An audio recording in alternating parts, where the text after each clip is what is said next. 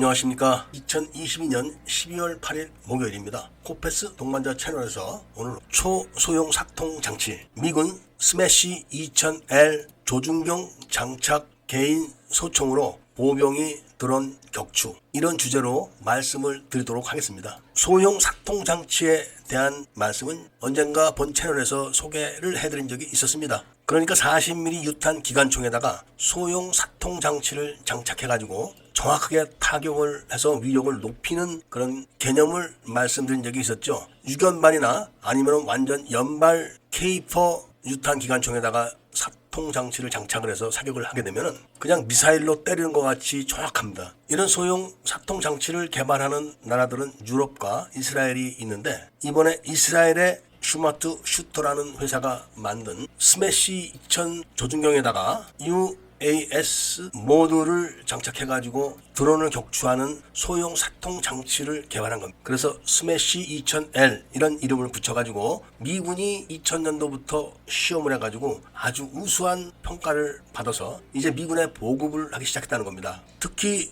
시리아에 파견된 미 특수부대가 이 소형 스마트 사통 장치를 장착한 엠퍼 소총으로 소형 드론들을 다 격추를 시켰다고 합니다. 물론 소총이다 보니까 사거리가 200m 이내, 170m 정도가 유효 사거리라고 하는데, 보병들이 장갑차를 타고 가다가 하차를 해서 바로 사격을 할 수가 있다고 하니까 이제 드디어 전쟁의 양상이 또 바뀌게 되는 겁니다. 물론 지금도 드론 건이라는 소형 드론 방어 무기 체계가 없는 건 아닙니다. 이런 건 사거리가 1km 정도 되지만 많이 보급되어 있지도 않고 크기가 아주 큽니다. 그렇지만 병사들이 어차피 휴대해야 되는 개인 소총에다가 사통장치만 장착을 해서 보병 분대에서 사수를 정해서 보유를 하거나 아니면 장갑차 탑승 병사들이 그런 임무를 전적으로 전담할 수도 있겠죠. 공중 드론이 200m 거리라면은 소형 드론들은 다 잡게 되는 겁니다. 그리고 그것보다 규모가 큰, 거리가 더 먼 드론들은 다른 장비를 당장은 사용하겠지만 앞으로 공용화기에다가 이런 소형 사통 장치를 달게 되면은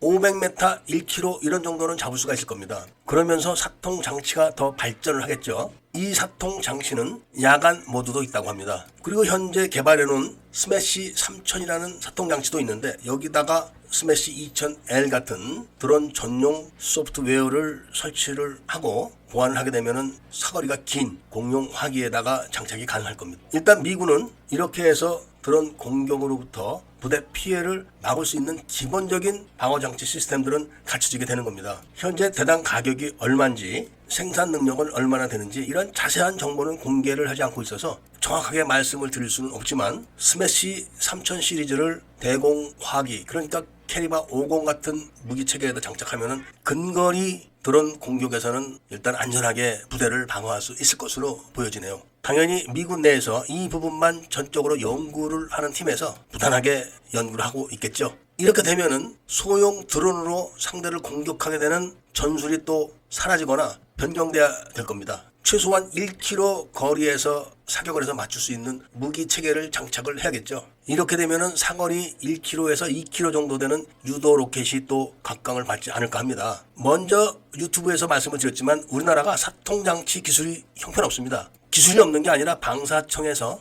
일부러 기술이 없는 업체를 선정해서 K11 사통장치를 만들었기 때문에 그런 결과를 우리 군대가 얻은 것이지, 실제로는 기술 좋은 중소기업들이 많이 있을 걸로 봅니다. 지금 대한민국이 세계에서 자랑하고 있는 지라갈륨 소자도 중소기업이 만드는 겁니다. 또 도산 안창호급에 탑재하고 있는 수소 연료 전지도 다 중소기업에서 만드는 겁니다. 따라서 기술력이 좋은 중소기업에게 이런 사통장치를 만들려고 하고, 이미 세계 최고로 알려진 유도로켓 부분에서는 사거리 1, 2km짜리 소형 로켓 만드는 것은 별거 아닐 겁니다. 그리고 이미 대한민국이 세계 최고의 무인 공격기를 만들었던 전력이 있기 때문에 소형 무인기에다가 사거리 1km, 2km짜리 저렴한 유도 로켓을 장착해서 공격용 무인 공격기를 만들 수도 있는 그런 나라입니다. 오늘 방송에서는 말씀을 안 드렸지만 최근에 미국에서 위성으로 북한이 신형 중고도 또는 고고도 무인 정찰기로 보이는 드론을 노출시켰다고 합니다. 이미 북한은